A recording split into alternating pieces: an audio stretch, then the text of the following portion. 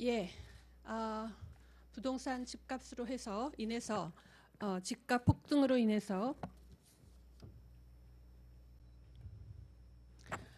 99%의 국민이 고통을 당하고 있다라고 생각합니다. 그래서 오늘 저와 또 최이배 의원 그리고 장석호 공인중개사님 그리고 송기균 경제연구소에서는 단순히 그 집값 폭등에 대한 문제 제기에서 더 나아가서 구체적인 대안을 제시하는 첫 번째 기자회견을 시작하도록 하겠습니다.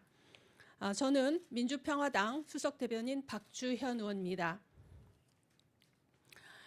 민생 문제, 청년 문제, 지역 문제의 핵심은 집값이다. 집값의 핵심은 주택 임대 사업자 47만 명이 보유한 150만 채의 주택이다. 주택 임대 사업자에 대한 재산세, 양도소득세, 임대소득세, 종합부동산세의 감면과 비과세 특혜를 즉각 중단하라. 2020년 1월 대한민국의 민생 문제, 청년 문제, 지역 문제 핵심은 집값이다. 강남과 선호 지역의 집값이 불과 2년 사이에 50% 이상 올랐으며 수도권 규제 지역은 2017년 현 정부 출범 이후 4차례 고강도 대책에도 불구하고 100% 이상으로 집값이 폭등하였다. 문재인 정부 들어서 주택 임대 사업자에 대한 혜택은 더 늘어났고 강남 등 신축 분양아파트 중심으로 집값 폭등의 조짐이 있었음에도 제대로 된 정책을 내놓지 못한 결과 집값 폭등을 방치하고 말았다. 집값 상승의 원인은 다양할 수 있으나 역사상 가장 강력한 부동산 부양 정책 중 하나인 주택 임대 사업자에 대한 세제 혜택으로 인하여 어떠한 규제도 정책도 효과가 없는 상황이며 이로 인한 부작용으로 주택가격 폭등과 갭 투기로 인한 피해로 서민들의 주거권이 위협받는 결과가 초래되었다. 정부는 최우선적으로 주택 임대 사업자 47만 명이 보유한 150만 채 주택에 대한 비정상적인 특혜를 중단해야 한다.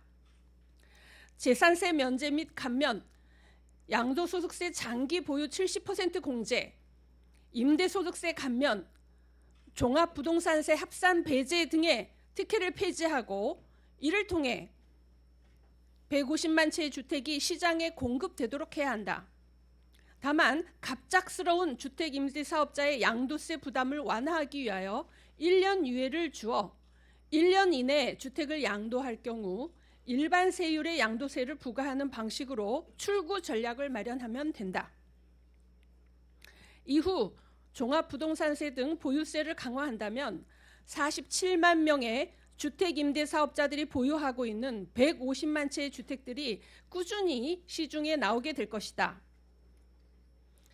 정부가 신도시 30만 가구 공급 대책을 세워도 그것은 최소 7년 이상이 지나서야 실제로 공급이 가능하지만 주택 임대 사업자에 대한 특혜를 중단하고 보유세를 강화한다면 그들이 보유한 150만 채의 주택은 곧바로 공급이 시작되어 1, 2년 이내에 주택 가격 안정을 위한 매우 효율적인 주택 공급 대책이 될 것이다. 그것이 바로 바람직한 주택 공급 대책이자 집값 안정책이다. 바른미래당 정책위의장 최이배입니다. 계속해서 뒷부분 읽겠습니다. 정부는 세원 투명성 제고와 미등록 임대사업자들의 과세를 위하여 주택 임대 사업자 등록을 권장하고 있다. 그러나 현재 주택 임대 소득에 대한 세원은 부동산 통합 조회 분석 시스템이 개통되어 운용할 수 있을 정도로 모든 자료가 국토부에 확보되어 있어 세원의 투명성은 충분히 확보된 상태이다. 또한 주택 임대 사업자들에 대한 과도한 세제 특혜는 일반 근로자나 다른 사업자와의 공평 과세의 원칙에 위반되며 이는 국가가 유지되기 위한 조세 징수권을 스스로 포기하는 행위이다. 정부는 세입자 보호를 위하여 위하여 필요하다고 강변하고 있지만 연 5%의 보증금 인상률은 결코 낮은 인상률이 아니기 때문에 임대업 등록제도로 실질적인 보호를 받기는 턱없이 부족하다.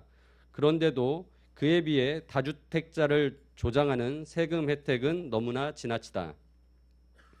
정부는 이제 세금 혜택을 약속했기 때문에 혜택을 계속 줄일 수밖에 없다고 강변하면서 불소급을 이야기하는데 형사 사건도 아닌데 불소급을 이야기하는 것은 언어 도단이고 세금 감면 약속에 정부가 기속될 하등의 이유가 없다. 정부는 다주택자에 대한 중과세를 통해 주택 가격을 안정시키겠다고 한다. 그러나 주택 임대 사업자에게 실소유자인 1주택자보다 더한 혜택을 주는 것은 자기 당착이며 자기 분열적 정책이라 할 수 있다. 자기 분열적 정책으로 주택 가격 안정을 도모한다는 것은 연못구어에 불과할 것이다. 현재 주택 임대 사업자로서 어마어마한 특혜를 받을 수 있는 대상은 기준시가 6억 원 이하의 85제곱미터 이하 주택인데 임대 개시일 기준 공시 가격 6억 원이면 되기 때문에 이후에 재건축 등을 거쳐서 시가가 수십억 원이 되어도 여전히 혜택을 유지하게 된다. 주택 임대 사업자에 대한 세제 특혜는 부동산 부양 정책을 위장한 일방적인 퍼주기식 부자 감세이며 우리나라 조세제도 역사상 유례를 찾아볼 수 없는 특혜로 당장 폐지해야 할 민생 적폐라 할 수 있다. 대통령께서는 신년사에서 투기꾼에게 지지 않겠다 하였다. 주택 임대 사업자는 정부의 세제 혜택을 악용한 합법적인 투기꾼에 불과하다. 투기꾼에게 꽃길을 깔아주면서 투기꾼에게 지지 않겠다 함은 무주택자 및 서민을 우롱하는 언어 도단에 불과하다. 주택 임대 사업자에 대한 세제 특혜는 공평 과세에 위배되며 부당한 부의 세습, 주택 가격 상승, 서민들의 상대적 박탈감 등 현 정부가 내건 공정한 대한민국과는 어울리지 않는 옷이다. 2018년 이미 주택 임대 사업자의 특혜를 폐지하기 위한 법안이 발의되어 있다. 정부는 주택 허가제라는 희한한 제도를 운운하지 말고 말도 안 되는 다주택 임대 사업자 특혜부터 당장 없애야 할 것이다. 2020년 1월 21일 국회의원 박주연, 최입의 공인중개사 장석호, 송기군 경제연구소 등입니다. 예, 다음엔 장석호 공인중개사님께서 나오셔서 구체적인 특혜 내용에 대한 설명이 있겠습니다. 안녕하십니까. 저는 현재 공인중개사를 하고 있는 장석호입니다. 제가 공인중개사를 하면서 주택 임대사업자에 대한 세제 혜택을 면밀히 분석해 보았습니다. 여기 계신 분들 대다수들이 잘 모르실 거예요. 그래서 배포한 자료를 보시면은요, 주택 임대사업자에 대한 세제 혜택은 부동산을 보유하면서 취득 및 보유, 양도할 때 발생하는 모든 세금을 감세, 감면, 비과세해주고 있습니다. 예를 들어 재산세 같은 경우는 특히 소형 면적에 대해서 40제곱미터 미만인 경우 이게 예전으로 따지면 방 하나에 원룸 15평형 아파트입니다. 정말로 서민들이 사는 아파트예요. 이런 집안채만 가지고 있어도 누구나 재산세를 납부합니다. 그런데 주택임대사업자라면 소형 아파트 100채를 가지고 있든 1000채를 가지고 있든 10,000채를 가지고 있든 재산세가 면제입니다. 이건 공평과세에 맞지 않는다는 얘기예요. 그 다음에 부동산을 보유하고 취업을 했을 때 발생하는 소득이 양도차익입니다. 양도차익 같은 경우에도 면적에 따라서 과거에는 양도차익이 얼마가 발생하든 간에 주택임대사업자는 100% 면제를 해줬습니다. 일반인이 집을 가지고 있다면 당연히 양도소득세를 납부해야 되는 거거든요. 그럼에도 불구하고 양도소득세를 100% 면제했고 현재 같은 경우는 장기보유 특별공제를 70% 해주고 있는 상황입니다. 그 다음에 주택을 보유하면서 아까 재산세하고 종부세가 보유세인데요. 보유세는 재산세는 일반 과세를 하고요. 일정 금액 초과된 경우 6억 또는 9억을 초과한 경우는 종부세를 납부하게 되어 있습니다. 그런데 사례에서 보시면은요. 2번 주택 같은 경우는 74제곱미터입니다. 예전 표현으로 하면 27평형 아파트예요. 방 2개입니다. 4인 가구가 실질적으로 거주하기 힘듭니다. 그리고 이런 주택을 투기 목적으로 취득했다고 생각하기는 힘드실 거예요. 그럼에도 불구하고 과거에 2013년도 저점 기준에서 이런 아파트들은 약 7억 3천이었습니다. 종부세를 납부하지 않았어도 돼요. 근데 현재는 이런 게 매매가가 16억이 넘었고요. 공시가격도 9억이 넘었습니다. 여기 계신 기자분들이나 하면 계신 분들께 제가 질문을 드리고 싶어요. 28평형 아파트가 과연 종부세 납부 대상인가요? 과거에 7억 3천이 된 게 정부 정책의 실패로 인해서 지금 현재 16억이 되었습니다. 그러면 이분을 투기 세율로 몰아서 종부세를 부과해야 될까요? 그런데 일본 사례 같은 경우에 15평 아파트를 100채 가지고 있는 임대사업자입니다. 4번 사례로 바로 넘어가겠죠. 현재 자산이 460억 원입니다. 그렇다 하더라도 종부세 합산배제입니다. 합산배제는 비과세예요. 비과세는 쉽게 표현하면 세금이 0원이라는 소리입니다. 상식적으로 납득이 가지 않는 얘기죠. 그뿐 아닙니다. 정부는 세원 투명성 및 세수를 확보하기 위해서 주택임대사업자 등록을 유도하였습니다. 그러면서 감세 혜택을 주었거든요. 그런데 목적이 되는 임대소득세마저도 75%를 감면해주고 있습니다. 4번 자료에 보시면은요, 임대아파트 100채를 가지고 있는 경우 한 채당 60만 원의 월세가 받을 수 있고, 그 다음에 1년이면 7억 2천만 원의 소득이 발생합니다. 직장이라든지 일반 사업자라면 약 3억 원 정도의 소득세를 납부하셔야 됩니다. 그런데 주택임대사업자 같은 경우에는 4,600만 원 정도의 소득세를 납부하지 않습니다. 이는 무슨 뜻이냐면 정부가 일반 개인, 개개인이 집을 소유했을 때는 모든 주택에 대해서 세금을 과세하지만 주택임대사업자가 100채라든지 1000채라든지 실제로 통계를 보면 600채 이상이 되는 임대사업자들이 있습니다. 그분들이 가지고 있는 재산이 수백억이 넘는데도 불구하고 과세를 하지 않는다는 뜻입니다. 현재 주택임대사업자에 대한 세제 혜택은 2014년 2월 26일 박근혜 정부 시절에 발표된 내용이에요. 그리고 실제 수도권의 주택 가격은 14년 말부터 15년, 16년 들어서 급등하기 시작하였습니다. 주택임대사업자에 대한 세제 혜택이 없었다면 이렇게 부동산이 현재처럼 과열되지는 않았을 거라 저는 확신합니다. 그래서 지금 정부에서 주택 공급을 한다든지 추가 대책을 자꾸 계획하고 있으시고요. 현재 이제 보유세를 강화하신다 하는데요. 현재 같은 상황이라면 보유세를 아무리 강화해도 대한민국의 상위 1%는 종부세를 납부하지 않습니다. 그 다음에 현재 주택임대사업자들이 보유한 가구 수가 150만 가구예요. 근데 이게 어느 정도 수치가 되냐면요. 2인 가구 기준으로 하면 300만 명이 거주할 수 있는 주택이고요. 3인 가구라면 450만 명이 거주할 수 있는 주택입니다. 부산시 인구가 380만 명입니다. 쉽게 표현하면 부산시 인구 전체가 거주할 수 있는 아파트를 주택임대사업자 47만 2천 명, 약 0.94%입니다. 그분들을 소유하고 있어요. 이분들이 투기꾼이 아니면 과연 누가 투기꾼인가요? 실제 거주하기 위해서 조그만 집을 한 개 소유한 실소유자가 투기꾼일까요? 이 주택임대사업자를 놔놓고 투기꾼에게 지지 않겠다는 것은 말이 되지 않습니다. 그리고 종부세를 아무리 강화해도 임대사업자에 대한 세제 혜택을 폐기하지 않는다면 정부는 그 전쟁에서 절대 이길 수 없을 겁니다.